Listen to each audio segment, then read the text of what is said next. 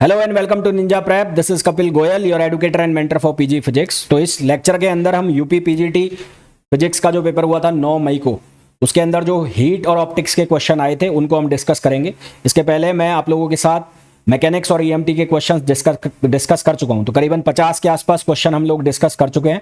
आज के लेक्चर को मिला के टोटल 75 क्वेश्चंस हम लोग डिस्कस कर चुके होंगे। बाकी रिमेनिंग जो जितने क्वेश्चन बचेंगे 50 क्वेश्चन, वो अगले 2 लेक्चर में डिस्कस हो जाएंगे। होपफुली ये सॉल्यूशंस आप लोगों को बहुत अच्छे से समझ आ रहे होंगे और ये डिटेल्ड सॉल्यूशन में किस क्वेश्चन का आंसर कैसे आ रहा है वो भी आपको अच्छे से समझ आ रहा होगा। पहले की तरह आप लोगों से रिक्वेस्ट करना चाहूंगा, वीडियोस को आगे देखने के पहले प्लीज वीडियो को लाइक जरूर करें। चैनल को सब्सक्राइब नहीं किया है तो चैनल को सब्सक्राइब जरूर करें। चलिए स्टार्ट करते हैं।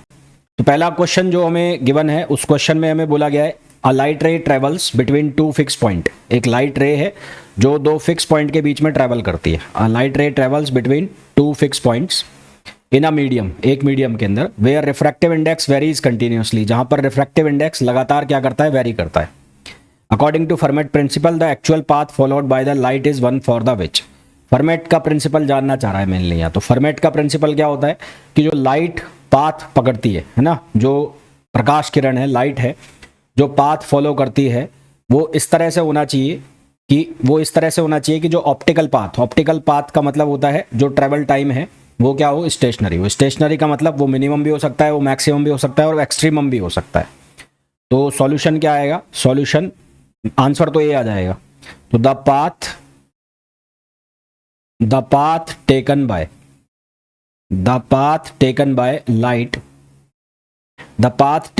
by light between two points, path taken by light between 2 points is such that the optical path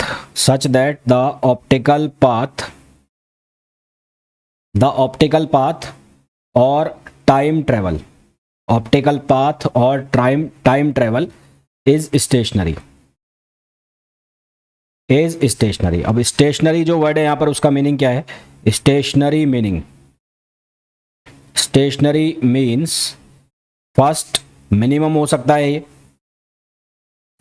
second maximum हो सकता है, और इसकी जगह आपको ये एक्सट्रीमम भी लिखा मिल सकता है। एक्सट्रीमम दोनों वर्ड से मिलकर मिला है, मिनिमम और मैक्सिमम।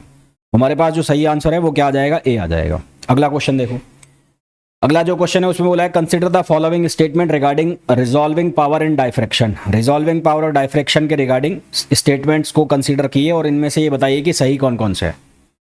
पहला जो स्टेटमेंट लिखा है उसमें लिखा है according to Rayleigh's criteria 2 spectral lines are just resolved when the principal maximum of one coincide with the first minimum of the other.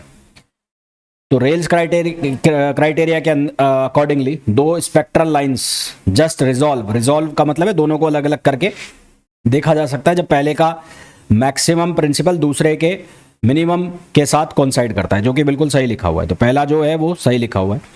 दूसरा लिखा हुआ है the resolving power of prism depends on it's dispersive power and the base width of the prism, बिल्कुल सही लिखा हुआ है। तीसरा, increasing the wavelength of light improves the resolving power of an optical instrument। तो अगर मैं थर्ड स्टेटमेंट को लेता हूं, थर्ड स्टेटमेंट, तो फॉर डाइफ्रैक्शन इंस्ट्रूमेंट्स, तो अगर मैं डाइफ्रैक्शन इंस्ट्रूमेंट्स के लिए बात करूं तो जो थीटा मिनिमम है वो प्रोपोर्शनल होता है लैम्बडा के। तो यदि लैम्बडा की वैल्यू बढ़ेगी तो जो डाइफ्रैक्शन है वो ज़्यादा स्प्रेड होगा। तो लार्जर डाइफ्रैक्शन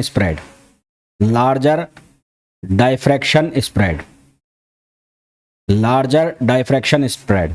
तो यदि लैम्बडा बढ़ेगा तो जो डाइफ्रैक्शन है वो स्प्रेड होगा, और वो स्प्रेड होगा तो जो रिजोल्यूशन है वो पुअर हो जाएगा। Hence poorer resolution. तो जो रिजोल्यूशन है वो क्या हो जाएगा, पुअर हो जाएगा। तो हमारे पास जो थर्ड है वो गलत लिखा हुआ है। फोर्थ में लिखा हुआ है diffraction effects impose a fundamental limitation on resolving power of optical system. जो डाइफ्रैक्शन है वो फंडामेंटल रिजॉल्विंग पावर की फंडामेंटल लिमिट, ऑप्टिकल सिस्टम की फंडामेंटल जो लिमिट्स होती है रिजॉल्विंग पावर की, उनके ऊपर इंपैक्ट डालता है, जो कि सही लिखा हुआ है। तो पहला, दूसरा और चौथा स्टेटमेंट सही लिखे हुए हैं, तीसरा गलत है। तो सही कौन सा हो जाएगा? डी हो जाएगा। अगला क्वेश्चन देखो, in Young double slit experiment monochromatic light of wavelength lambda produces fringe of width beta on a screen at distance d from the slits which are separated by distance d if the entire arrangement is immersed in transparent medium of refractive index mu। ये तो simple सा question है। जो fringe width होती है उसको हम लिखते हैं lambda capital D upon small D से। After immersed in liquid, after immersed in liquid, liquid में जब इसको इमर्स कर देंगे तो जो फ्रिंज विड्थ है वो हो जाएगी बीटा अपॉन म्यू। तो हमारे पास जो आंसर आ जाएगा वो भी ए आ जाएगा। ये तो सीधा सा फॉर्मूला है। अगला जो क्वेश्चन है, which statement distinguish Fraunhofer diffraction from Fresnel's diffraction. Fraunhofer diffraction और फ्रेनेल डायफ्रैक्शन को कौन सा स्टेटमेंट अलग अलग करता है? तो फ्राउनहोफर डायफ्रैक्शन की अगर हम बात करें तो फ्राउनहोफर डायफ्रैक्शन में जो फार फील्ड होता है और पैरेलल रेज आती है ना। तो फार फील्ड का यूज होता है किसके अंदर? फ्राउनहोफर डायफ्रैक्शन के अंदर।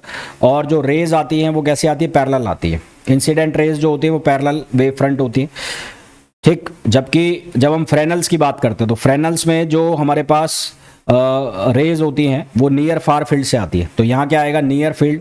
और वेव फ्रंट जो है वो कर्व्ड होती है। यहाँ पर जो वेव फ्रंट है वो कैसी होती है? कर्व्ड। और यहाँ पर कैसी होती है? पैरेलल होती है। तो पहला जो है ए ऑप्शन, वही इसका क्या हो जाएगा? करेक्ट आंसर हो जाएगा। वही क्या हो जाएगा? Correct answer. दूसरा, एक और चीज़ आप देख सकते हैं कि जो फ्रेनल जो डायफ्रैक्शन होता है उसमें जो सोर्स और स्क्रीन है वो फाइनाइट डिस्टेंस पर होता है। तो मैं ये भी लिख देता हूँ, फ्रेनल्स डायफ्रैक्शन में सोर्स एंड स्क्रीन जो है वो फाइनाइट डिस्टेंस पर होता है। तो source and screen are at finite distance. Source and screen are at finite distance.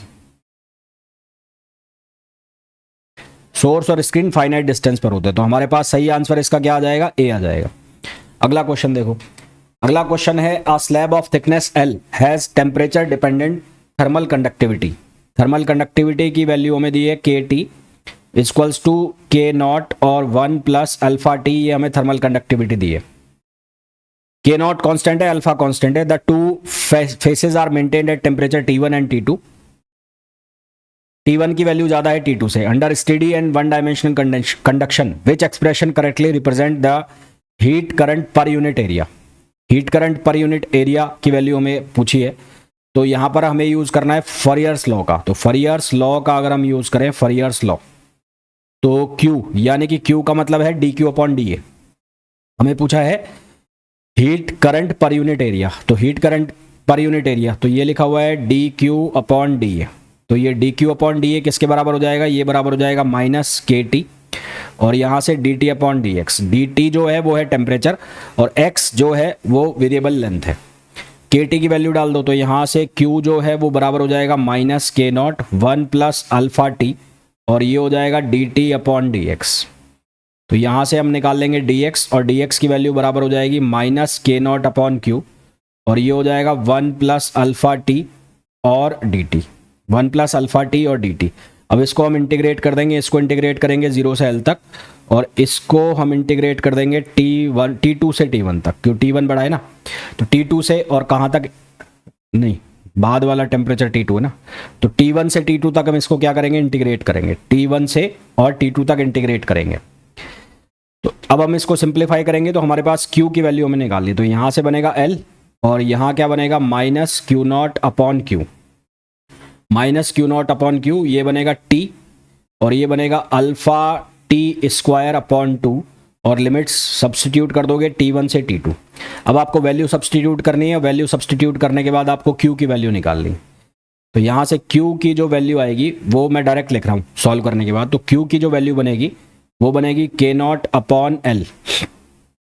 Q की जो वैल्यू बनेगी वो बनेगी के नॉट अपॉन L और यहाँ आ जाएगा ब्रैकेट में T1 माइनस T2 और प्लस ये हो जाएगा अल्फा बाई 2 और ये हो जाएगा T1 square minus T2 square और ब्रैकेट क्लोज। तो ये हमारे पास किसकी वैल्यू आ जाएगी? ये हमारे पास वैल्यू आ जाएगी heat current per unit area.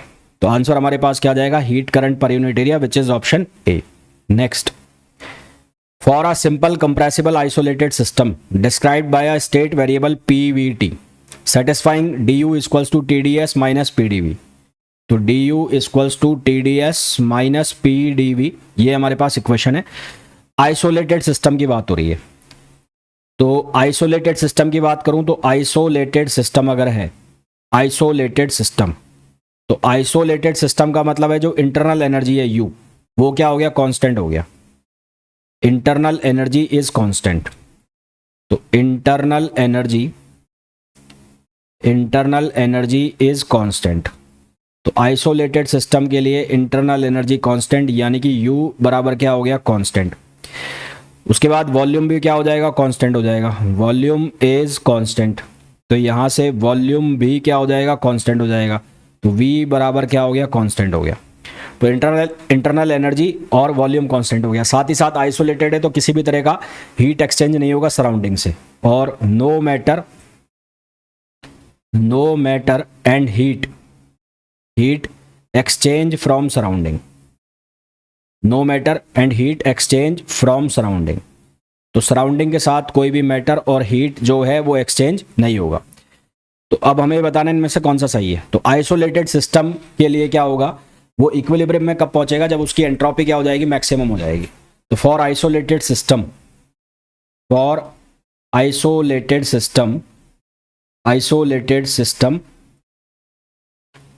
it reaches to equilibrium when entropy becomes maximum, जब इसकी एंट्रोपी जो है वो क्या हो जाएगी, मैक्सिमम हो जाएगी। तो ये कहाँ पर पहुंच जाएगा, इक्विलिब्रियम में। यानी कि हमारे पास सही आंसर जो है वो क्या आ जाएगा, डी आ जाएगा। तो इनके लिए हमें सही मैच बनाना है। तो सही मैच कौन कौन से होंगे, सबसे पहले निकोल प्रिज्म की बात करें तो निकोल प्रिज्म क्या होगा, propagate with different refractive indices inside the crystal. तो ए का जो सही आंसर है वो आएगा फोर्थ। तो यानी कि ए ऑप्शन कट हो गया और बी ऑप्शन कट हो गया। फिर दूसरा पूछा है ordinary and extraordinary rays in uniaxial crystal. तो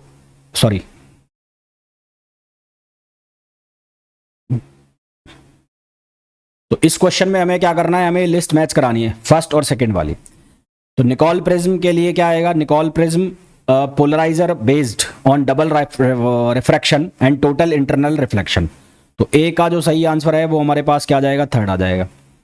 फिर ordinary and extra ordinary crystal के लिए क्या आ जाएगा, ये आ जाएगा propagate with different refractive indices inside the crystal. तो ए का थर्ड और बी का फोर्थ। तो ए का थर्ड और बी का फोर्थ, तो ये पहला ऑप्शन कट गया, ये तो वैसे ही गलत हो गया, ये वैसे ही गलत हो गया। तो सही आंसर हमारे पास क्या हो जाएगा, डी हो जाएगा।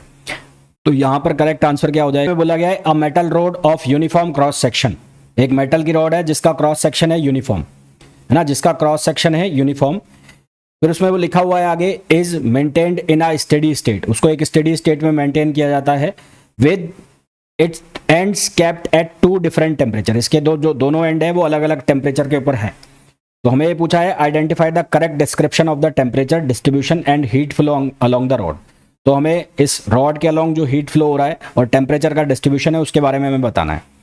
तो सबसे पहली बात, यहाँ पर जो हमें कंडीशन दी है वो दी है 1 डायमेंशनल हीट फ्लो की। तो फॉर स्टेडी 1 डायमेंशनल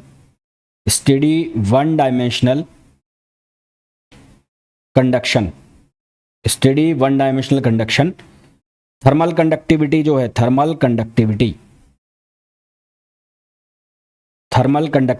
के जो है वो क्या रहेगी, कांस्टेंट रहेगी। स्टेडी 1 डायमेंशनल कंडक्शन के लिए थर्मल कंडक्टिविटी क्या रहेगी, कांस्टेंट।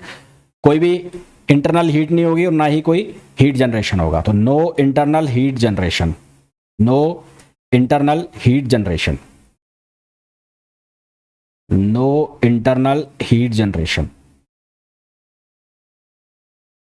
ठीक है। तो यहां पर जो इसकी इक्वेशन लिखी जाती है वो लिखी जाती है d2t/dx2 = 0। ये इक्वेशन लिखी जाती है और इसको जब हम सिंप्लीफाई करेंगे तो हमारे पास कुछ इस तरह की इक्वेशन बन जाएगी, ax + b। तो ये जो इक्वेशन है लीनियर इक्वेशन हो गई। लीनियर इक्वेशन है मतलब जो टेम्परेचर है वो वेरी कर रहा है लीनियरली, है ना, टेम्परेचर वेरी कर रहा है लीनियरली। तो पहला तो ऑप्शन जो है टेम्परेचर वेरीज नॉन लीनियरली, तो ये गलत हो गया। दूसरे में लिखा है वेरीज लीनियरली, तीसरे में कांस्टेंट लिखा है तो ये भी गलत हो गया। तो टेम्परेचर पहली बात वेरी कर रहा है लीनियरली, उसके बाद हमें चेक करना है हीट जो है वो किस तरह से होगा, कांस्टेंट रहेगा या वेरी करेगा। तो अब यहाँ पर हीट की अगर हम बात करें तो H कैसे लिखा जाएगा, minus K A D T upon D X, किसके बराबर होगा, minus K A D T upon D X. अब D T upon D X क्या बन जाएगा, कांस्टेंट। इस इक्वेशन से देखोगे तो D T upon D X की जो वैल्यू है वो किसके बराबर आएगी, कांस्टेंट। और D T upon D X की वैल्यू कांस्टेंट आएगी तो यहाँ से H जो है वो भी क्या हो जाएगा, कांस्टेंट हो जाएगा। यानी कि टेम्परेचर जो है वो लीनियरली वेरी करेगा और हीट का जो फ्लो है वो कांस्टेंट रहेगा। तो हमारे पास सही आंसर क्या आ जाएगा, डी आ जाएगा। अगला क्वेश्चन जो है उसमें पूछा है in a two beam interference experiment the visibility of fringe depends on the coherence properties of the source, which statement correctly relate spatial and temporal coherence to the observed interference pattern। तो spatial coherence govern the fixed phase relation between different points across the wavefront। ये वाली line जो लिखी हुई है, spatial coherence governs the fixed phase relation between different points across the wavefront, जो कि सही लिखा हुआ है। दूसरा है while temporal coherence determine the range of path difference over which fringe remains visible। तो ये दूसरा भी सही लिखा हुआ है। तो स्पैटियल कोहेरेंस जो है वो दो वेव फ्रंट के ऊपर दो अलग अलग पॉइंट के बीच में फेज रिलेशन एस्टैब्लिश करता है, जबकि जो टेम्पोरल कोहेरेंस है वो रेंज ऑफ पाथ डिफरेंस बताता है जिससे कि जो फ्रिंज है वो विजिबल हो, है ना। यानी कि अगर यहां पर कंडीशन बन जाती है if path difference delta x greater than हो जाए कोहेरेंस लेंथ से। एलसी का मतलब क्या है, कोहेरेंस लेंथ।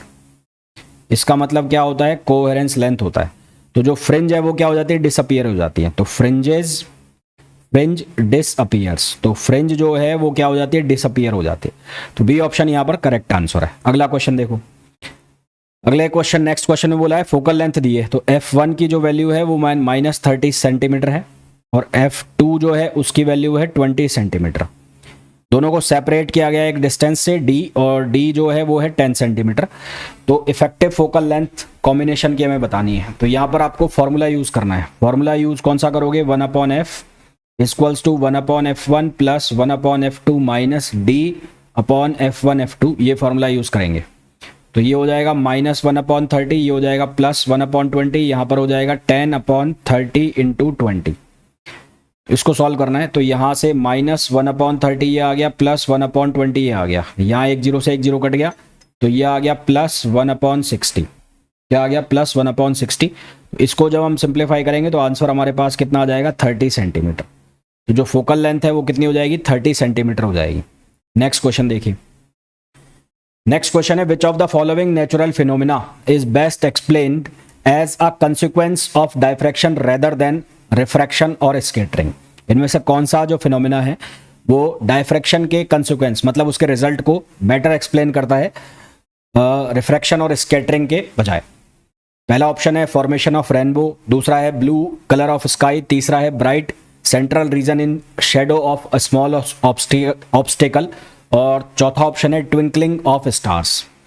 तो जब लाइट जो है वो स्मॉल ऑब्स्टेकल से पास होती है तो आपको ये पता होगा डायफ्रैक्शन तभी होता है ना। क्यों, क्योंकि जो उस टाइम है वहां पर कंजर्वेटिव जो इंटरफेरेंस है वो हो जाता है एट सेंट्रल ब्राइट फ्रिंज। तो सेंट्रल ब्राइट फ्रिंज के ऊपर कंजर्वेटिव इंटरफेरेंस होता है जिससे वहां ब्राइट स्पॉट अपीयर होता है, उसके चारों तरफ जियोमेट्रिकल शेडो बन जाता है। तो हमारे पास जो सही आंसर है वो क्या आएगा, सी आ जाएगा। अगला क्वेश्चन देखो। अगला जो क्वेश्चन है उसमें बोला गया है for a thermodynamic system obeying the first law. एक थर्मोडायनेमिक सिस्टम है जो कि फर्स्ट लॉ को फॉलो कर रहा है। Del Q equals to D U plus P D V, which of the following correctly represent the condition under which the internal energy U depends. देखो ये जूल्स का नियम है, जूल्स लॉ है ये, सीधा सीधा जूल्स लॉ। तो जूल्स लॉ कहता है कि यू जो है वो फंक्शन होता है एब्सोल्यूट टेम्परेचर का। किसका फंक्शन होता है, एब्सोल्यूट टेम्परेचर का। तो हमें ये पूछा है कि इंटरनल एनर्जी केवल डिपेंड करती है टेम्परेचर ऑफ आइडियल गैस पर। तो अगर मैं इंटरनल एनर्जी को लिखूं तो उसको हम कैसे लिखेंगे, CV delta T DU upon DT equals to 0 आ जाएगा यदि मैं टेम्परेचर को क्या कर दूं, कांस्टेंट कर दूं, है ना। टेम्परेचर को यदि मैं कांस्टेंट कर दूं तो DU अपॉन DT क्या आ जाएगा, 0। इसी तरह से अगर मैं DU अपॉन DV भी निकालूंगा तो वो भी क्या आ जाएगा, 0। कब, जब आपने टेम्परेचर को क्या कर रखा है, कांस्टेंट। तो हमारे पास सही आंसर क्या आ जाएगा, सही आंसर आ जाएगा ए, यानी कि टेम्परेचर को अगर आपने कांस्टेंट कर दिया तो ये क्या बन जाएगा, 0 बन जाएगा। ऑप्शन ए आंसर इसका करेक्ट हो जाएगा। Next, for a quasi static process in a close system the first law LQ equals to DU plus PdV holds. Two system A and B are placed in thermal contact. एक system है A और एक system है B, इनको एक दूसरे के thermal contact में रखा गया है। किस में रखा गया है, थर्मल कॉन्टैक्ट में रखा गया है। फिर आगे पूछा है हैविंग अलाउ हीट एक्सचेंज, क्योंकि क्लोज सिस्टम है तो हीट एक्सचेंज अलाउ होगा। Which condition must satisfy thermal equilibrium. Thermal equilibrium का मतलब है टेम्परेचर का बैलेंस। थर्मल इक्विलिब्रियम जो है उसका मतलब होता है टेम्परेचर का बैलेंस। TA इक्वल्स टू क्या आ जाए, TB आ जाए, तो ऑप्शन सी करेक्ट हो गया। ये जो लिखा हुआ है PA इक्वल्स टू PB, ये है मैकेनिकल इक्विलिब्रियम। ये क्या लिखा हुआ है, मैकेनिकल इक्विलिब्रियम। तो हमारे पास सही आंसर क्या आ गया, सही आंसर हमारे पास आ गया सी आ गया। Next, a camera system is adjusted such that the focal length of the lens is decreased while keeping the aperture diameter fixed. A camera system is adjusted such that the focal length of the lens is decreased while keeping the aperture diameter is fixed. यानी कि जो उसका diameter उसको fix कर रखा है और जो फोकल लेंथ है उसको हम क्या कर रहे हैं, डिक्रीज कर रहे हैं। Under these condition how do the field of view and depth of field change. तो इस कंडीशन में जो फील्ड ऑफ व्यू है और डेप्थ ऑफ फील्ड है वो कैसे चेंज होगी। तो फील्ड ऑफ व्यू जो है वो इंक्रीज करेगी और डेप्थ ऑफ फील्ड जो है वो भी क्या करेगा, इंक्रीज करेगा। क्यों, क्योंकि जो हमारे पास F0V है वो प्रोपोर्शनल होता है 1/फोकल लेंथ। वो किसके प्रोपोर्शनल होता है, 1/फोकल लेंथ के प्रोपोर्शनल होता है। तो यदि हम जो फोकल लेंथ है उसको स्मॉल करेंगे तो स्मॉल फोकल लेंथ को हम डिक्रीज कर रहे हैं ना, तो स्मॉल फोकल लेंथ होगी तो उससे क्या होगा, जो एंगल है फोकल लेंथ कम होगी तो एंगल क्या होगा, बढ़ जाएगा। कौन सा एंगल, लेंस का एंगल। तो वाइडर एंगल लेंस, तो वाइडर एंगल, तो लेंस का जो एंगल है वो क्या होगा, इंक्रीज होगा। लेंस का एंगल इंक्रीज होगा तो जो लार्ज कैप्चर एरिया है वो ज़्यादा आएगा। तो कैप्चर एरिया जो है वो क्या हो जाएगा, इंक्रीज हो जाएगा। तो कैप्चर एरिया जो है वो क्या हो जाएगा, इंक्रीज हो जाएगा। तो कैप्चर एरिया इंक्रीज हो जाएगा तो डेप्थ ऑफ फील्ड जो है वो क्या होगी, बढ़ जाएगी, है ना। तो डेप्थ ऑफ फील्ड भी क्या होगी, बढ़ेगी। तो डेप्थ ऑफ फील्ड जो है वो भी क्या होगी, इंक्रीज होगी। और वहीं अगर एपरेचर का डायमीटर फिक्स है तो जो फोकल लेंथ है, फोकल लेंथ वो बराबर होगी F/d के। इसको आपने फिक्स कर दिया और आप इसको बढ़ा रहे हो, है ना। तो यहाँ पर क्या होगा, डी ऑप्शन हमारे पास आ जाएगा। फील्ड ऑफ व्यू इंक्रीज हो जाएगा, डेप्थ ऑफ और फील्ड जो है वो दोनों क्या हो जाएंगे, इंक्रीज हो जाएंगे। इंक्रीज हो जाएंगे। तो डी। देखो इस क्वेश्चन में हमें बोला गया है Carnot engine operates between two reservoir at temperature TH and TC। तो एक कार्नोट इंजन हो गया और वो दो टेम्परेचर के बीच में काम कर रहा है। यहाँ टेम्परेचर हो गया TH और ये वाला जो टेम्परेचर हो गया ये हो गया TC और ये इसका वर्क डन हो गया। फिर बोला है 20% of heat absorb from the hot reservoir is rejected to the cold reservoir. तो मान लो यहाँ पर QC है और ये जो है वो QH है। तो 20% जो हीट है जो एब्जॉर्ब होती है from the hot reservoir is rejected to the cold reservoir, यानी कि QC/QH इसकी वैल्यू दी हुई है 0.2। QC/QH की वैल्यू दी हुई है 0.2। The work output of the engine is use to drive a Carnot refrigerator. इसका जो आउटपुट आ रहा है उससे क्या चलाया जाता है, एक रेफ्रिजरेटर चलाया जाता है। Operating between the same temperature reservoir, what is the COP of Carnot refrigerator. तो अगर मैं रेफ्रिजरेटर बनाता हूँ तो रेफ्रिजरेटर जो है वो सेम टेम्परेचर लिमिट्स के बीच में चल रहा है, यानी कि यहाँ पर जो टेम्परेचर है वो हो जाएगा TC और ये जो टेम्परेचर है वो हो जाएगा TH। तो इसकी COP निकालनी है और वर्क डन जो आ रहा है वो यहाँ से आ रहा है। ये जो वर्क डन आ रहा है वो आ रहा है यहाँ से, तो इसकी COP निकालनी। तो इसकी COP क्या होगी, desired effect upon work done.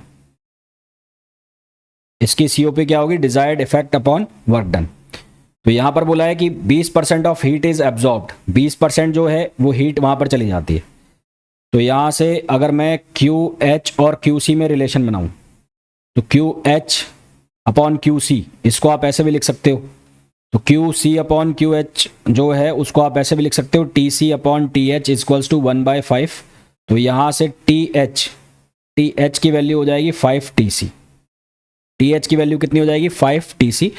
और जो वर्क डन है, वर्क डन, वो वर्क डन किसके बराबर होता है? वर्क डन बराबर होता है क्यू एच माइनस क्यू सी।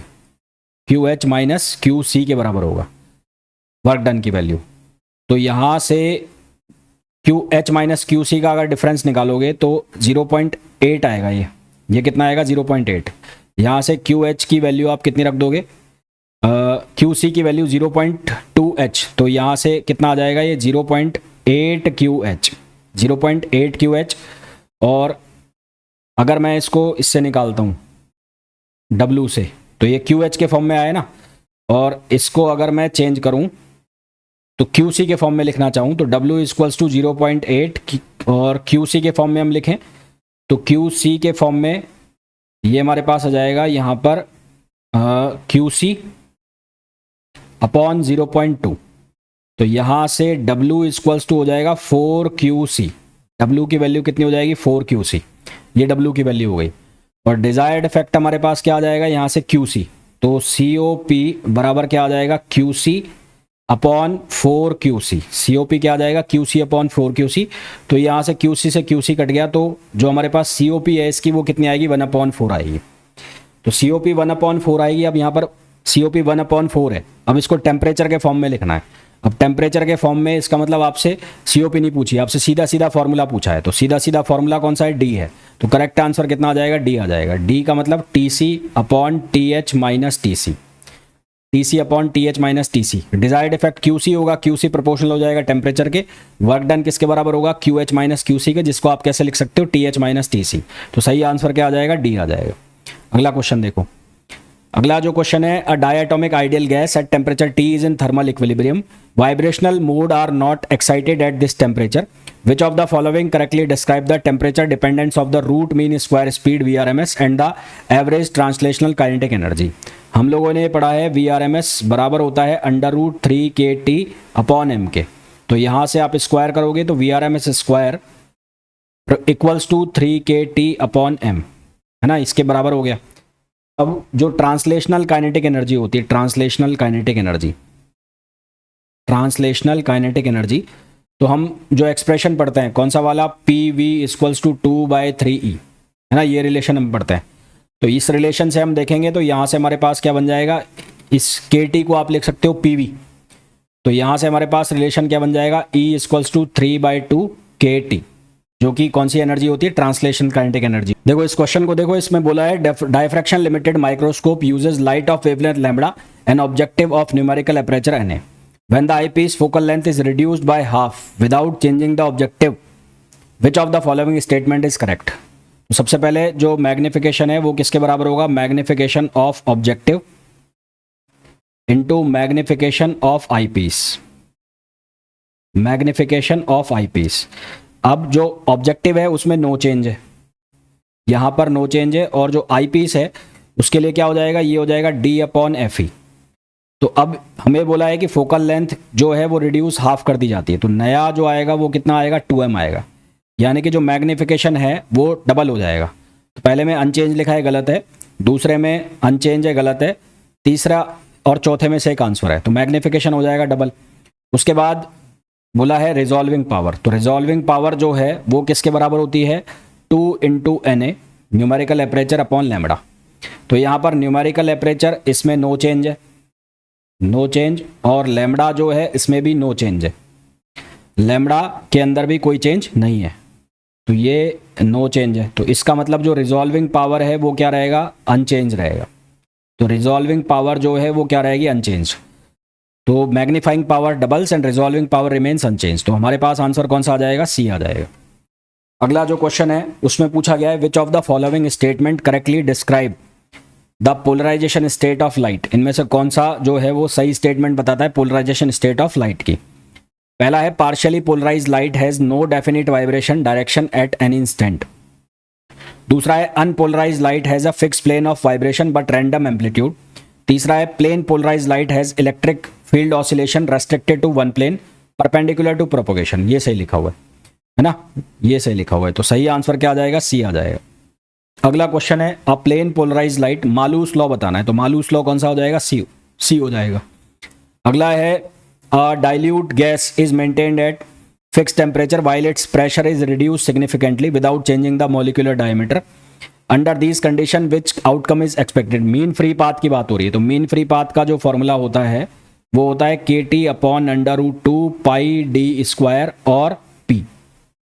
तो पहला है mean free path increase but transport coefficient must become exactly 0। दूसरा है mean free path decrease so viscous transport become less effective और मॉलिक्यूलर स्केल। फिर लिखा है mean free path remain unchanged, यहां चेंज किसको कर रहे हैं, यहां चेंज कर रहे हैं विदाउट चेंजिंग द डायमीटर, तो डायमीटर जो है वो कांस्टेंट है, डायमीटर जो है वो कांस्टेंट है। टेम्परेचर जो है फिक्स्ड है, टेम्परेचर जो है वो फिक्स्ड है। और प्रेशर को क्या कर रहे हैं, डिक्रीज कर रहे हैं, तो प्रेशर को डिक्रीज करोगे तो लैम्डा की वैल्यू क्या होगी, बढ़ेगी, तो मीन फ्री पाथ क्या होगा, इंक्रीज होगा। तो सही आंसर हमारे पास क्या आ जाएगा, डी आ जाएगा। तो इस क्वेश्चन में हमें पूछा गया है match the column, column match कराने हैं, लिस्ट 1 और लिस्ट 2 को मैच कराना है। तो सबसे पहले रिजॉल्विंग पावर ऑफ आई, तो रिजॉल्विंग पावर ऑफ आई होती है ability to distinguish two closely spaced object, यानी कि बी ऑप्शन और सी ऑप्शन तुम्हारा गलत हो गया, तो ए और डी में से कोई एक आंसर है। फिर रेल्स का क्राइटेरिया होता है ये वाला, theta minimum equals to 1.22 lambda upon D, तो इसका मतलब ए ऑप्शन भी गलत हो गया। तो बचा कौन सा, डी ऑप्शन बचा, तो डी इसका करेक्ट आंसर हो जाएगा। नेक्स्ट है for n mole of van der Waals gas the equation P plus A upon V square Vm minus BRT where Vm is the molar volume at sufficiently large molar volume which interpretation of the constant A and B is consistent with the physical। A क्या होता है, B क्या होता है, ये पूछा है। तो A जो है वो इंटरमोलिकुलर अट्रैक्शन होता है और B जो है वो करेक्शन इन वॉल्यूम होता है। तो हमारे पास जो सही आंसर है वो क्या आ जाएगा, डी आ जाएगा, सीधा सीधा आंसर है ये। तो अगला पूछा गया है 2 reversible heat engines operate between same hot reservoir between different cold reservoir, दोनों का हॉट रिजर्वॉयर सेम है। तो एक के लिए एफिशिएंसी का फॉर्मूला हो गया 1 - TC/TH और दूसरे के लिए जो फॉर्मूला है N2 वो बराबर हो गया 1 - TC'/TH। तो हमें बोला गया है जो TC' है वो ज़्यादा है किससे, TH से। तो कार्नोट थ्योरम को आइडेंटिफाई करते हुए हमें बताना है कौन सा कंपैरिजन सही है।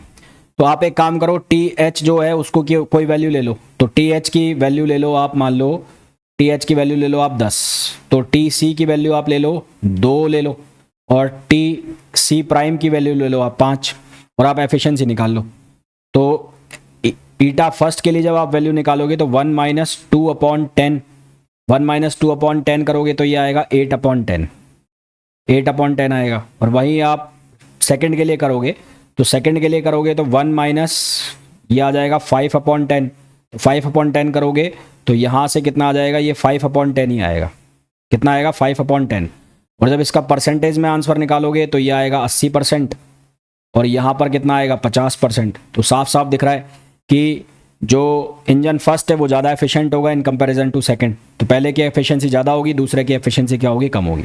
यानी कि T2 को बढ़ाओगे तो जो एफिशिएंसी है वो क्या होगी, डिक्रीज होगी। एफिशिएंसी कब बढ़ सकती है, जब एफिशिएंसी बढ़ सकती है जब आप T1 को बढ़ाओगे, T1 को बढ़ाओगे तो एफिशिएंसी बढ़ेगी।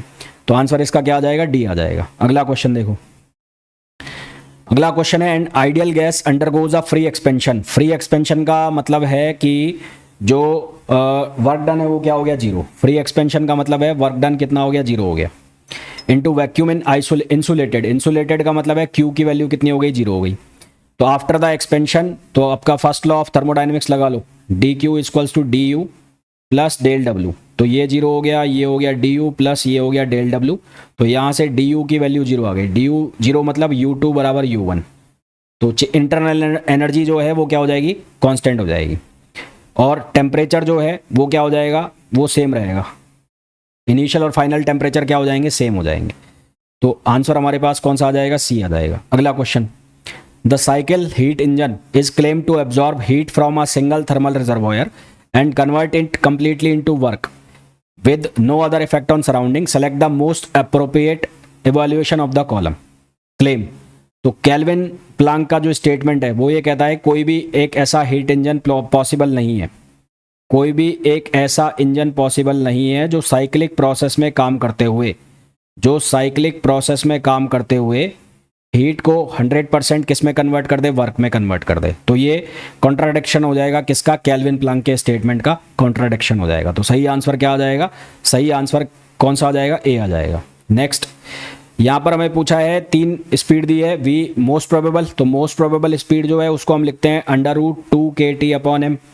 एवरेज जो स्पीड है उसको हम लिखते हैं √8 kT/πm। और जो RMS स्पीड है उसको हम लिखते हैं √3 kT/m। तो इनमें सबसे ज़्यादा स्पीड कौन सी होती है, RMS, दूसरे नंबर पर होती है एवरेज और तीसरे नंबर पर होती है मोस्ट प्रोबेबल। तो कौन सा आंसर आ गया, बी आंसर आ जाएगा। तो सही आंसर कौन सा आ जाएगा, बी आ जाएगा।